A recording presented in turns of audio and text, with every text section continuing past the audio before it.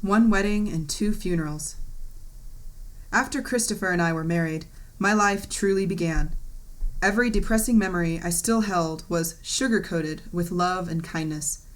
We celebrated thanks to the ICU nurses who had bought us a petite but delicious wedding cake. Nurses like Dee Dee are truly angels and become like family. We toasted each other with Coca-Cola and exchanged the first bite of cake without the traditional mess. But nothing about this day was old-fashioned or customary.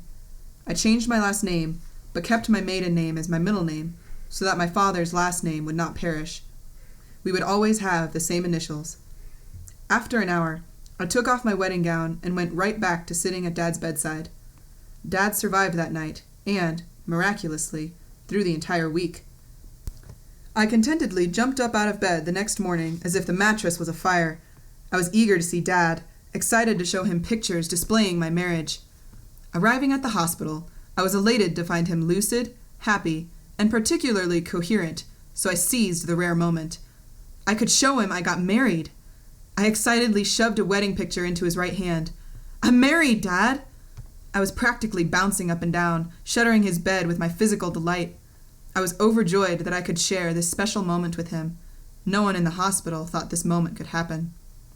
He stared at the image of our small ceremony curiously. His brow furrowed, and he was clearly confused.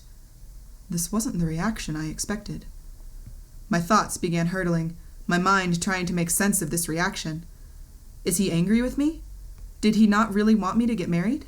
Why is he visibly upset? I looked at his face, then back to the picture now quivering in his hand. He was gaping at an image of himself, half dead, a man kept alive solely by numerous machines protruding from his throat and nose, tubes, cuffs, monitors, circulators, warmers, and layers of twisted cording, all bursting out from his head to the tips of his toes, literally. The soft green glow of the monitors was reflecting off of his daughter's wedding gown. It dawned on me. Dad wanted to live and had not come to terms with the fact that he was dying and or going to die. He was still suffused with hope. Death was an elusive concept to him. It didn't cross my mind that he might not exactly be prepared to literally visualize how bad off he really was. I am unquestionably inconsiderate. He expected to walk me down my wedding aisle, and I just took that anticipation, that dream from him. I felt like such a stupid kid and didn't know what to say. He needed to know the truth about his condition, but why pulverize his fatherly hopes and dreams? As he continued to stare at the image in bewilderment, the grape popsicle he was eating dripped on it, forever staining the image. I didn't mind. I still loved that stain, akin to his fingerprint. He spoke slowly and softly. "That's nice, Sweet Pea, but I have to go to the bathroom." My guilt and shame disappeared. He said it. He called me Sweet Pea. In the context of bodily necessity. But no matter, he said it. My heart swelled.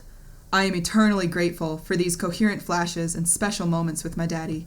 I'm glad he told me he loved his Sweet Pea again, before he began to decline even faster. Another week passed. I was again staring at the bright red numbers on the ICU heart monitor again. Dad slept in a medically induced coma, but we were in a different hospital now.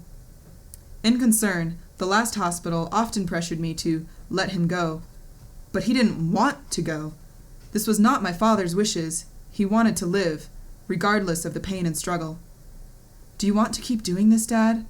Do you want to be put on life support again and again, even if we have to go through the having to eat baby food stage all over again?" I asked him after our first experiences on life support. "Yes." He didn't hesitate. "I want to live." He began to cry. He had the spirit of a 20-year-old boy, uncloaking death and refusal in pure warfare. Dad was rebellious against this supernatural force called death. Neither of us could come to terms with the reality that nobody had the power to save him. Death was my enemy, my nemesis, my greatest adversary. My options were to take him off of life support or change hospitals. So I changed hospitals. We took the extreme risk of moving him, driving 2 hours by ambulance to a superior hospital. We checked into the new hospital, and anywhere from 6 to a dozen students and doctors worked tirelessly to save his life. After a couple of weeks, I was in the same place, being told to let him go. The doctor pleaded with me, promising me that he hated to lose, and that my father was the same age as he was. I shook my head to gather my thoughts, but it didn't work. I felt anger growing within my belly until I exploded. I was pointing at the doctor standing in the room. "You're not giving up!" It was a command, not a question. I was irate. I literally stomped my feet and shook my fist at him like a child, begging him to do something. "Amber, there's nothing I can do." He shook his head in defeat and apologized over and over.